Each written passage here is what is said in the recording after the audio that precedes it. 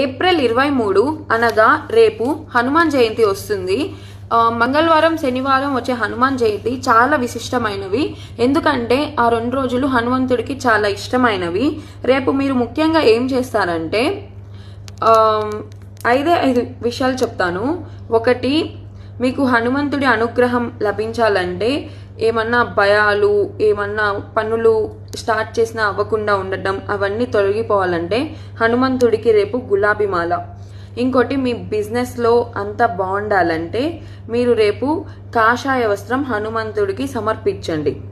ఇంకోటి, మీరు దీర్ఘకాలికంగా చాలా హెల్త్ ఇష్యూస్ నుంచి, మీ ఫ్యామిలీలో ఎవరికైనా హెల్త్ ఇష్యూస్తో బాధపడుతుంటే మీరు నెయ్యిలో వాము కలిపి హనుమంతుడికి సమర్పించండి.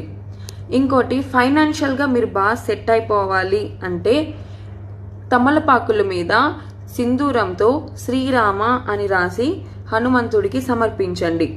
ఇంకోటి, మీరు అనుకున్న పనులు ఏమి అవ్వకుండా ఇంకా మీరు ఫైనాన్షియల్గా బాగా ఎర్న్ చేయాలనుకుంటే తమలపాకు ఇంకా సింధూరం హనుమంతుడికి సమర్పించండి.